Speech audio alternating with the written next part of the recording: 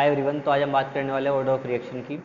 और देखिए second part होगा चैप्टर 4 से, जो कि चैप्टर 4 हमने स्टार्ट किया था केमिकल काइनेटिक्स, वो सेकंड पार्ट है। चलिए शुरू करते हैं। देखिए सपोज करो कोई हमारे पास रिएक्शन है A plus B is equal to product. अब इस रिएक्शन का जो रेट है वो कुछ रेट लो है, वो कुछ ऐसे है। ठीक है, रेट लो कुछ ऐसे है। इसका मतलब ये होगा कि इस रिएक्शन का रेट केवल और केवल कंसंट्रेशन ऑफ ए की कंसंट्रेशन पर डिपेंड कर रहा है। ठीक है, या फिर मैं कहूँ पहले रेट लो ना लिख करके ये कहूँ आपसे कि जो ये रिएक्शन है, इस रिएक्शन में जो रेट है वो केवल और केवल ए की कंसंट्रेशन पर डिपेंड हो रहा है। तो मैं रेट लो ये लिखूंगा आई इक्वल टू के ए। अगर मैं आपसे कहूँ कि इस रिएक्शन का जो रेट है केवल और केवल बी की कंसंट्रेशन पर डिपेंड कर रहा है, तो रेट लो उसका ये होगा। और अगर आपसे मैं कहूँ कि इस रिएक्शन का रेट ए और बी दोनों की कंसंट्रेशन पर डिपेंड कर रहा है, तो इसका रेट लो ये होगा आर इक्वल टू के बी। अच्छा, अगर हमें और रेट लो पता लग गया और आपसे कोई ऑर्डर पूछ ले, ऑर्डर क्या लिखोगे? तो ऑर्डर ये होगा, ध्यान दो, ऑर्डर ये होगा ए की पावर क्या है 1, बी की पावर क्या है 1, तो 1 प्लस 1 सिंपली ऑर्डर क्या हो जाएगा 2। यहाँ पे रेट लो ये था, इसकी पावर क्या है 1, आगे कुछ नहीं है, ठीक है कोई नहीं, इसका ऑर्डर हो जाएगा 1। यहाँ पे पावर क्या है 1, इसका ऑर्डर क्या हो जाएगा 1, इसका ऑर्डर होगा 2। ठीक है, तो हमें यहाँ पे क्या देखने को मिला? हमें यहाँ पे देखने को मिला कि अगर रेट लो में कोई रिएक्टेंट है, उन रिएक्टेंट की कंसंट्रेशन की जो पावर का सम होगा वो क्या होगा? ऑर्डर ऑफ रिएक्शन होगा, ऑर्डर ऑफ रिएक्शन होगा। अब इसको हम डिफाइन कैसे करेंगे? जो बुक्स वगैरह में लिखा हुआ है वो क्या होगा वो देखेंगे। ये समझने वाली बात थी। यहाँ पर देखिए, the sum of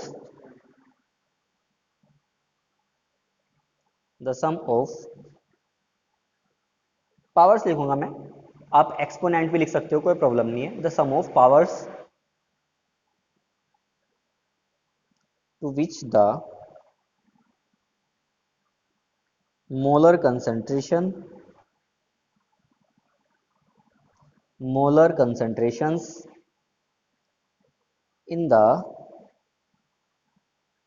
rate law equations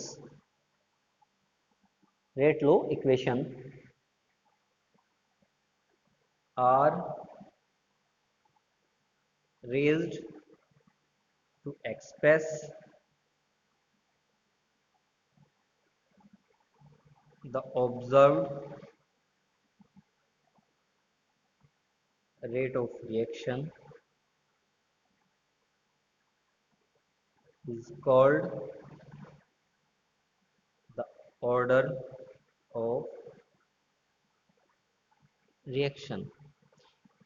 generally आप इसको ऐसे देख सकते हो, सपोज करो मेरे पास रेट लो है R is equal to k concentration of A power X concentration of B की पावर वाई। तो वो और आपसे रेट ऑर्डर लिखने को कह दिया गया, तो आप सिंपली करोगे order is equal to X plus Y, order is equal to X plus Y. ठीक है, लेकिन एक बात यहाँ पर नहीं भूलनी चाहिए कि आप किसी रिएक्शन को देखकर उसका ऑर्डर नहीं पता लगा सकते। सपोज करो मैंने रिएक्शन ये लिखी A plus B C is equal to product. अब क्या पता इसका रेट लो क्या है, क्या पता इसका रेट लो क्या है, मतलब इसका मतलब ये है कि क्या पता इसका जो रेट है, इस रिएक्शन का रेट है, वो कंसंट्रेशन पर डिपेंड कर भी रहा है या नहीं कर रहा है किसी की। सपोज करो इसका रेट ए बी और सी किसी कंसंट्रेशन पर डिपेंड नहीं कर रहा, तो इसका रेट क्या होगा? रेट लो क्या होगा? I is equal to simply के। यहाँ पे इसके रेट लो में कुछ नहीं आने का, ना ए आने का, ना बी आने का, ना सी आने का, मतलब किसी पर भी डिपेंड नहीं करेगा, किसी पर भी डिपेंड नहीं करेगा। तो आर इक्वल टू के, ठीक है, इक्वल टू के। इसका मतलब ये हुआ कि जो ऑर्डर ऑफ रिएक्शन है वो एक एक्सपेरिमेंटल एस्पेक्ट है, ना कि एक थियोरेटिकल एस्पेक्ट है।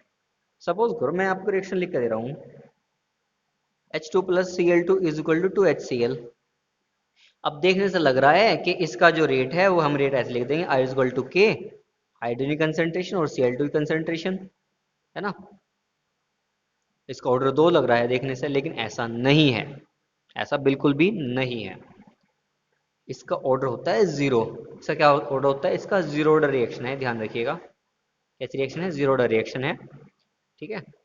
H new H2 plus Cl2 is equal to HCl, zero order reaction है। मतलब कि यहाँ पर जो रेट है वो ना तो हाइड्रोजन कंसेंट्रेशन पर डिपेंड करेगा और ना ही Cl2 की कंसेंट्रेशन पर डिपेंड करेगा। तो रेट लो क्या हो जाएगा इसका, R इजक्वल टू के, R इजक्वल टू के। ठीक है। अब जो ऑर्डर ऑफ रिएक्शन है आपका वो फ्रैक्शनल भी हो सकता है, फ्रैक्शनल भी हो सकता है। कैसे देखिएगा, सपोज करो मेरे पास जो डिसोसिएशन है एसिटाल्डिहाइड का, CH3CHO, ठीक है, एथेनॉल CH4 और कार्बन मोनोऑक्साइड में डिसोसिएट होता है ये 723 केल्विन पर। ओके। अब इसका जो ऑर्डर है वो देखने से लग रहा है कि R इक्वल टू के कर देंगे और कंसंट्रेशन ऑफ CH3CHO, ये सी दो बार आ गया सॉरी, तो 1 हो जाएगा। लेकिन ऐसा नहीं होता, इसका ऑर्डर होता है 1.5। इसका ऑर्डर क्या होता है 1.5। इसका क्योंकि रेट लो ये है, ऑर्डर क्या होगा इसका, इसका ऑर्डर होगा 1.5। तो आप किसी रिएक्शन को देख के नहीं पता लगा सकते कि इसका ऑर्डर क्या है, ये एक एक्सपेरिमेंटल एस्पेक्ट है। ठीक है। ऐसे यहाँ पर देखिएगा 2NH3 है is equal to nitrogen plus hydrogen, ठीक है, in presence of platinum and 1130 kelvin temperature. Order क्या होगा इसका, गैस करो, जीरो होगा इसका ऑर्डर। ठीक है, इसका ऑर्डर क्या होगा, जीरो।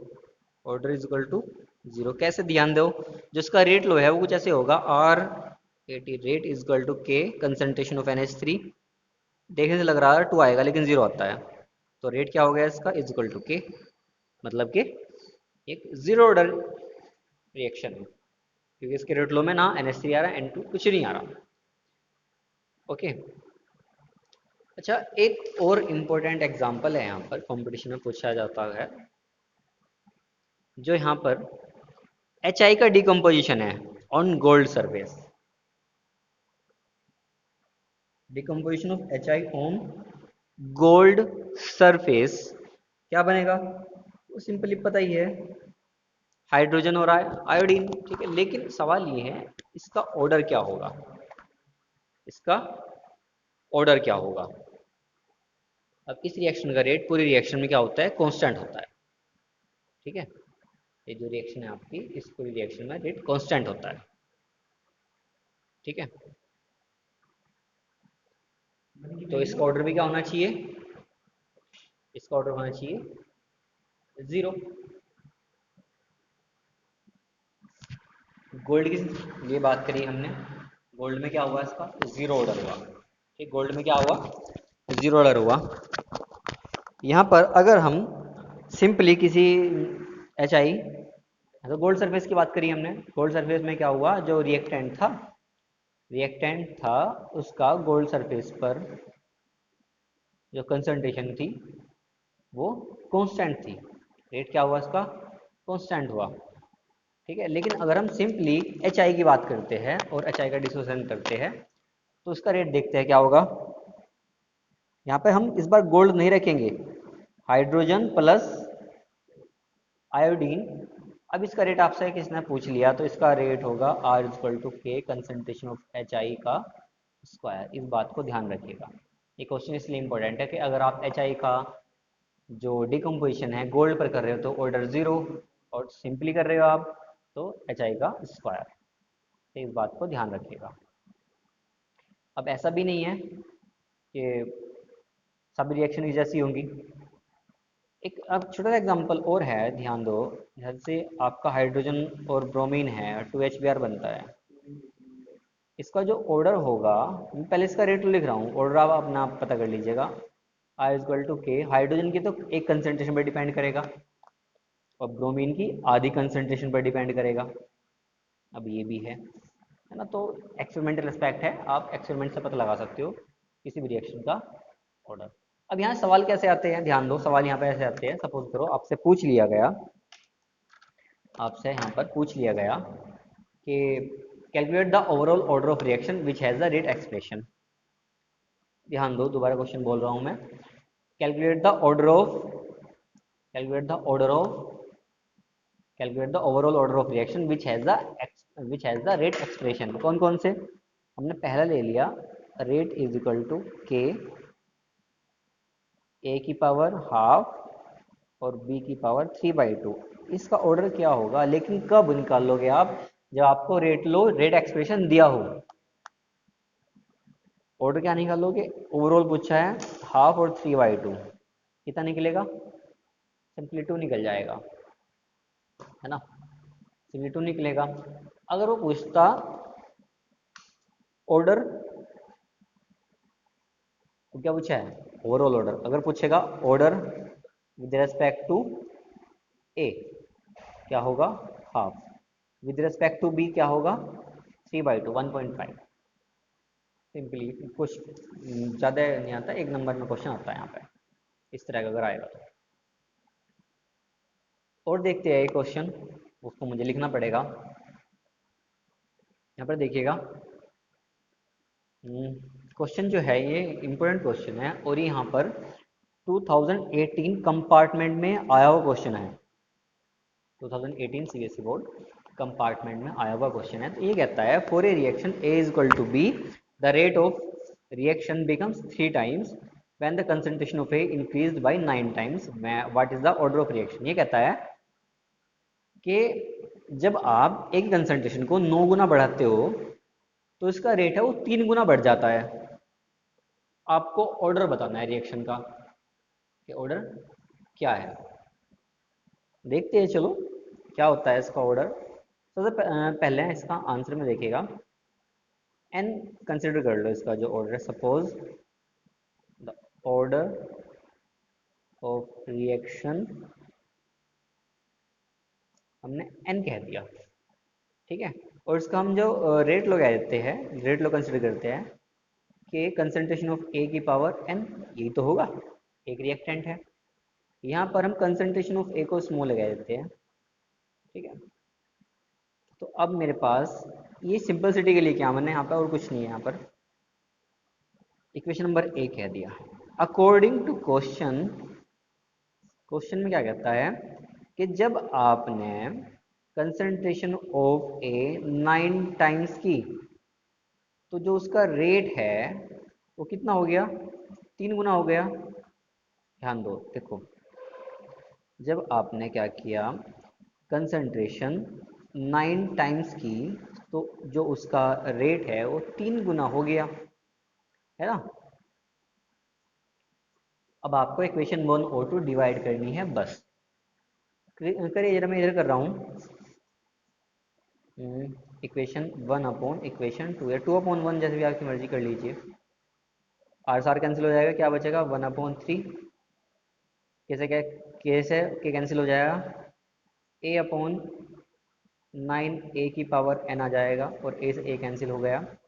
1/3 1/9 की पावर, सॉरी n आ जाएगा। हम इसको लिख सकते हैं 1/3 की पावर 2, और n तो है ही मेरे पास, है ना। कंपेयर कर लो भाई, यहाँ पे 1 है ना, कंपेयर कर लो, तो यहाँ पे 1 है, कंपेयर कर लो, यहाँ पे ध्यान दो। 1/3 की पावर 1 है, और 1/3 की पावर, सॉरी ये खराब हो गया, 2n है ना।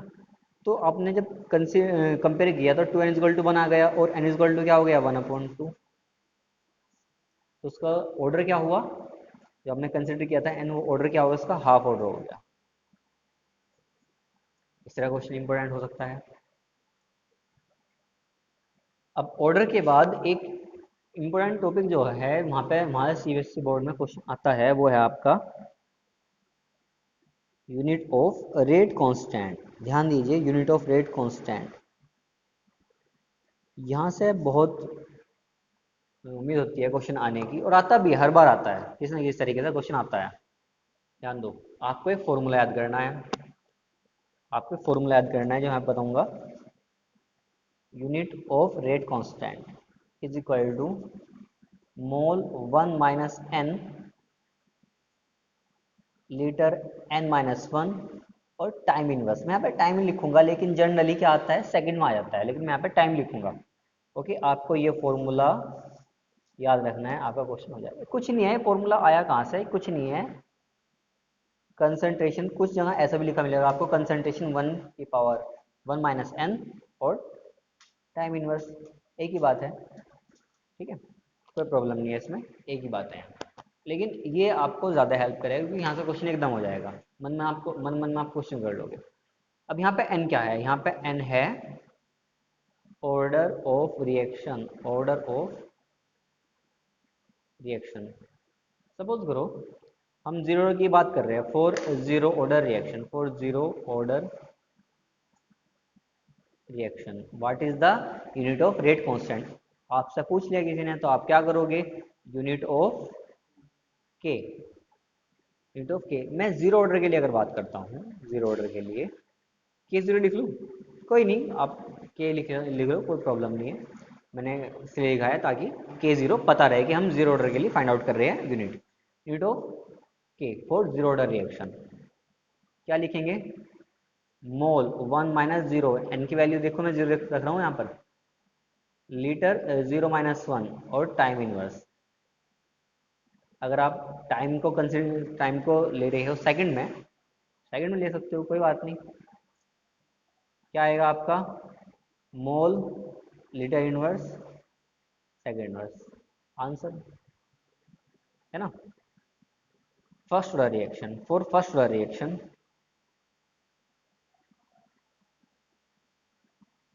For first order unit of के, मैं K1 कह दूँ, मोल 1 माइनस 1, ध्यान दो, मोल 1 minus 1, litre order value 1 minus 1, second बोल रहे हैं हम सेकंड इनवर्स, मोल की पावर 0, लीटर की पावर 0, इनकी तो वैल्यू 1 हो जाएगी, मेरे पास क्या बचा, केवल टाइम इनवर्स, मतलब कि सेकंड।